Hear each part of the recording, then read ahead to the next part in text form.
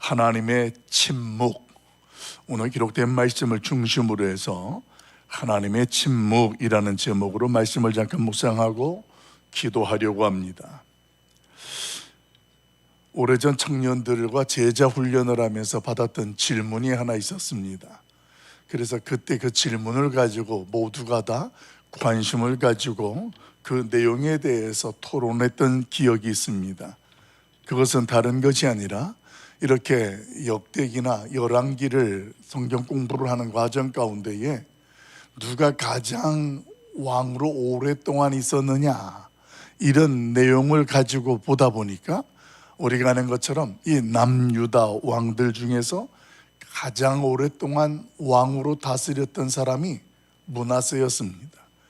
그가 55년 동안 왕으로 즉위해서 백성들을 다스렸는데, 그 55년 동안 므낫세가 왕으로 있었다고 한다면 우리가 일단 하나님의 관점에서 볼 때 그 므낫세가 오랫동안 왕으로 있었다는 것은 하나님 보시기에 그가 조금 선했으니까, 잘했으니까 그렇게 오랫동안 있었던 거 아닐까라는 그런 생각을 하게 되는 게 상식이에요.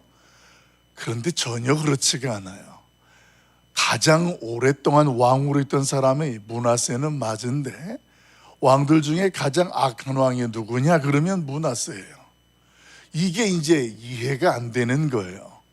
그래서 목사님, 왜 이 므낫세라는 사람은 왕으로 55년 동안 있었는데 제일 오랫동안 왕으로 있으면서 어떻게 가장 악한 왕이 될 수가 있습니까? 하나님이 보시기에 악한 왕이면 백성들 측면에서 보면 나라를 위해서 그런 왕은 짧게 하고 그 다음에 좀 선한 왕이 오랫동안 나라를 다스려야 되지 않습니까? 이것이 상식적으로 생각하는 것이 맞습니다. 그때에 누군가가 왜 하나님이 침묵하시죠? 이 질문이 아직까지도 제게 기억에 남습니다.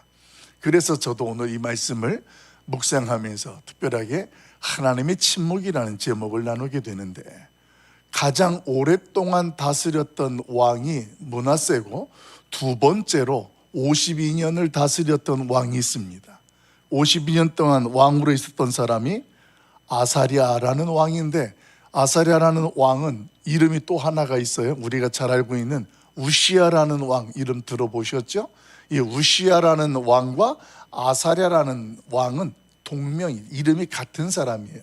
한 사람인데 이름 표기가 아사랴라고도 하고 우시야라고도 하는 사람이에요. 근데 이 우시야라는 사람은 52년 동안 이 왕으로서 다스리게 되는데, 근데 오늘 저와 여러분이 묵상하는 내용 중에 등장하게 되어지는 거예요. 이 요시야 왕이 초기에는, 왕으로 있을 초기에는 여호와 보시기에 성경에서 어떻게 설명하느냐, 보시기에 굉장히 정직했습니다. 하나님 보시기에 하나님 뜻을 따르고 그 하나님의 마음에 들 정도의 그런 왕이었는데, 후기에 들어서는 그렇지가 않습니다. 죽을 때까지 그가 어떤 일들을 겪어야 했는지 오늘 이 열왕기에는 그 부분이 아주 간략하게 기록되어 있어요. 왜 간략되게 기록되어 있냐면, 열왕기서와 역대기서는 같은 사건들을 기록을 하고 있거든요. 근데 열왕기는 이 선지자적 관점에서 기록을 하였고, 그 다음에 역대기는 제사장적 관점에서 기록을 했습니다.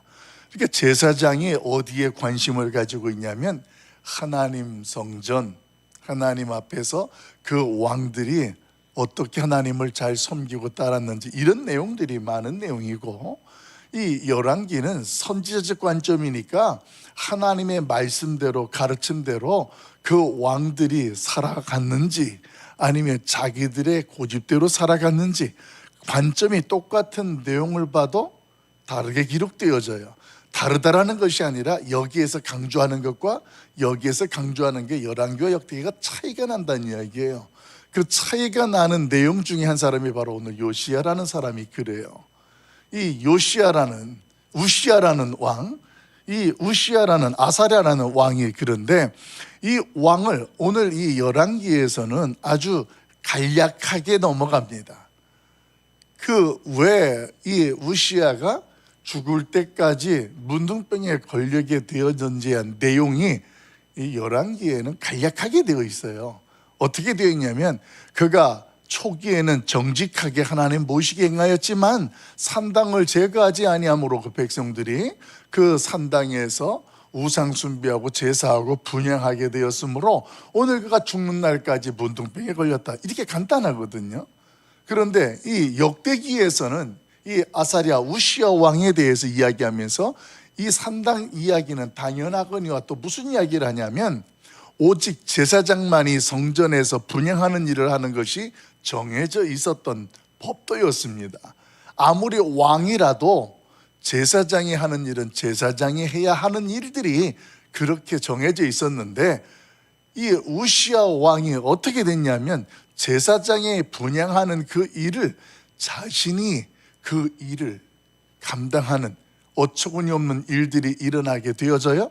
그렇게 되어질 때에 하나님께서 진노하사 그 우시야 왕에게 문둥병이 발하게 되었고 그가 문둥병이 발하야 되어 별궁으로 물려나게 되고 별궁에서 죽는 날까지 그 아들 요담이 왕이 되어져서 이스라엘을 다스리게 되어지는 일들. 그러니까 이렇게 어떤 제사장적 관점에서 하나님의 성전 안에서 행하던 일들을 이렇게 행하여 잘못되었던 것들을 세부적으로 기록되는 것은 이제 역대기에 기록되어 있습니다. 그래서 오늘 이 동일한 내용이 역대기 하 26장에 보면 기록되어 있고 오늘 열왕기 하에서 오늘 15장에서도 보면 그 내용이 기록되어 있는 차이가 있어요.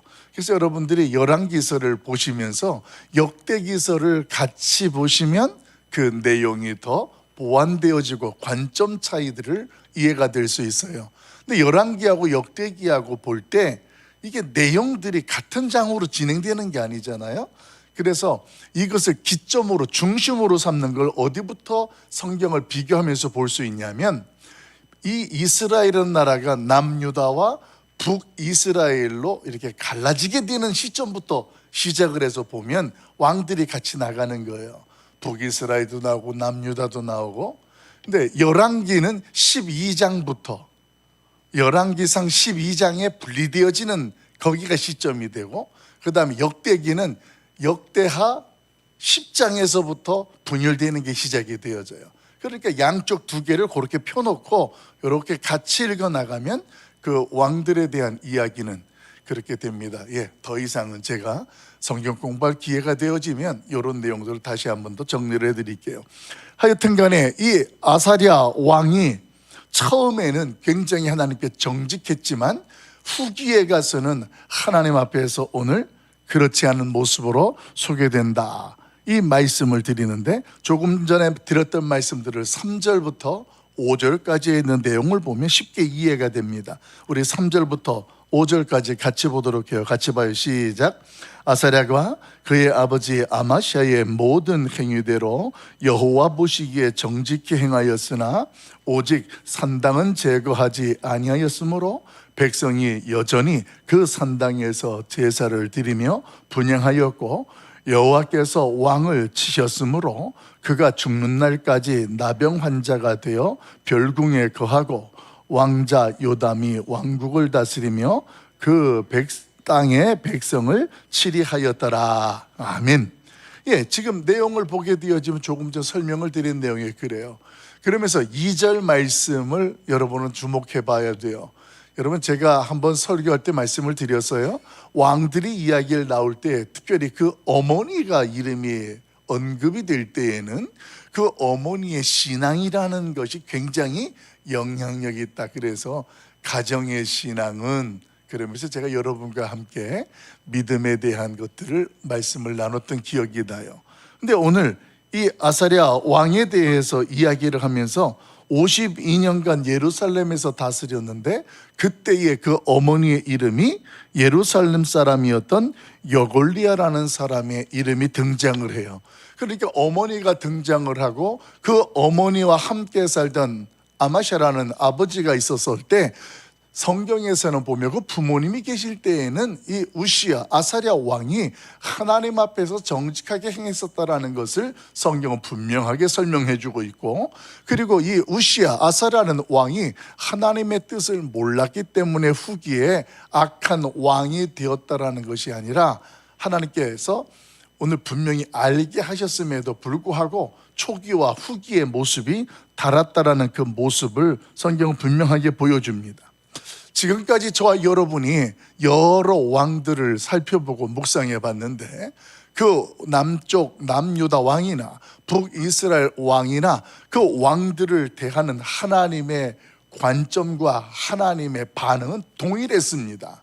어떤 모습이 동일했느냐면 그 왕들이 하나님 앞에서 하나님 보시기에 우상 숭배를 했다 그러면 남유다든 북이스라엘이든 동일했다라는 거예요. 그러니까 그 이야기는 하나님의 절대적인 원칙과 그 하나님의 중심이 우상 숭배하는 일은 누구라도 어느 나라라도 어느 때라도 그것은 변하지 않는다. 그런데 여러분, 그 하나님의 그 원칙이 저와 여러분이 살아가고 있는 이 시대에도 동일하다라는 거예요. 하나님께서 가장 그 부분에 대해서는 어느 때든지 어느 누구든지 동일하게 우상 숭배에 대해서는 용납하지 않는다라는 것을 분명히 설명합니다. 그래서 역대기에 보게 되어지면 이 아사랴 왕이 선지자 스가랴라는 사람이 그때에 등장하게 되어지고, 그 스가랴가 하나님의 뜻과 말씀을 전해주게 되어지는데, 스가랴 선지자가 살아있을 동안에는, 그리고 여걸리아라는 어머니가 생존해 계실 때에는 이 우시야, 아사랴라는 왕이 하나님 앞에 정직한 왕으로 서게 되어져요. 그런데 선지자 스가랴가 죽고 여걸리아 어머니가 떠나고 아마시아가 떠난 뒤에는 그의 모습이 하나님 앞에서 교만하고 그 하나님의 뜻보다 자기가 더 드러나게 되어지는 그런 모습들이 나타나게 됩니다. 그래서 이 스가랴 선지자나 여걸리아나 아마시아라는 부모님이 생존해 계실 때에는 그 나라가 어떻게 되었었느냐면, 이 우시야 왕을 중심으로 해서 그때 초기에는 이웃 나라였던 블레셋을 정복할 수 있었습니다.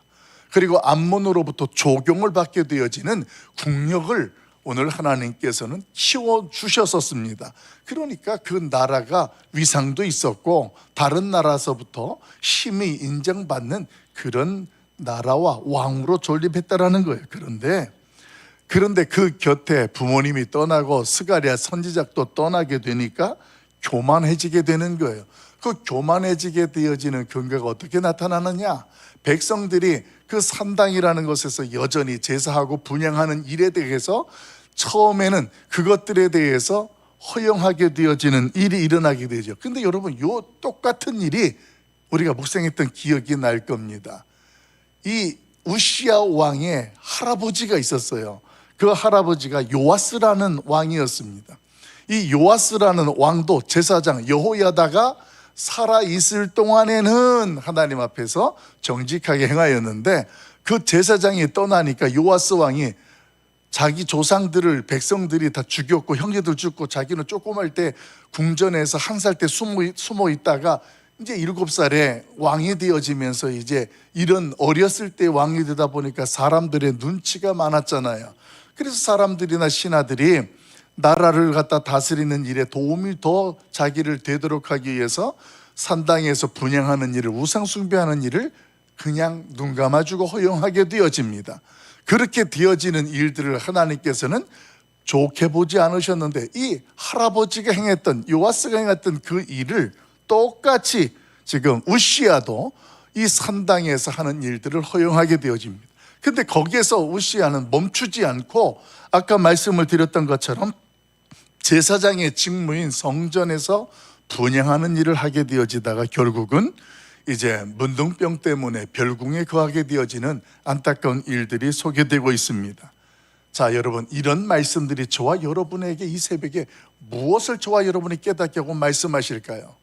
사랑하는 성도 여러분, 오늘 이 시대에도 저와 여러분에게 누구에게나 영적인 어른과 멘토가 있어야 한다는 것입니다. 할렐루야. 영적인 어른과 멘토가 있는 사람은 그가 사는 날 동안 하나님 앞에서 아름다운 인생, 그 하나님의 영광을 드러내는 주인공으로 서게 된다라는 거예요. 여러분이 한번 이 새벽에 가만히 생각해 보십시오. 나의 영적인 멘토와 그리고 나에게 있어서 영적인 어른은 누구일까? 없다면 당장 오늘부터라도 하나님 앞에 기도하면서 그런 존재를 세우시고 따르시고 묻고 행하십시오. 그런 사람, 그런 존재가 내 곁에 있으면 여러분, 내가 가볍게 여길 수 있는 것들을 가볍게 여기지 않게 됩니다. 여러분, 죄라는 것은요, 맨 처음에 작은 것에서 시작이 되어져요. 그 작은 것을 사소하게 여기게 되어져서 오늘 결국은 그 죄가, 작은 죄가 그 사람을 삼키게 되어지는 결과가 성경에 수도 없이 나오게 되어집니다. 내가 어떤 일에 대해서 사소하고 작은 것처럼 여길 때 나의 영적인 어른과 멘토는 그 부분에 대해서 분명하게 이야기를 해줍니다. 그 작은 것이 결국 나를 삼키게 된다는 것을 알려주었을 때, 그것을 깨닫게 해주었을 때 그 인생이 거기에서 멈추게 되고 돌이키게 되는 거예요.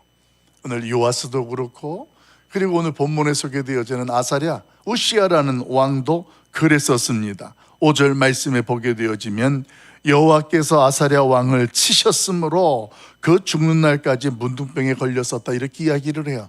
아주 간단하게 여호와께서 쳤다고 해요.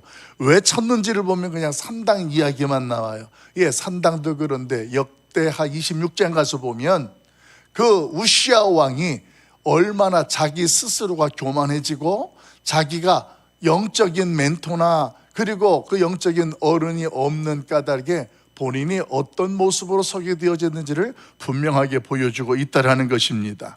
여러분, 우리가 작은 죄를 지었을 때 하나님이 침묵하시는 것에 대해서 절대로 오해하시면 안 됩니다.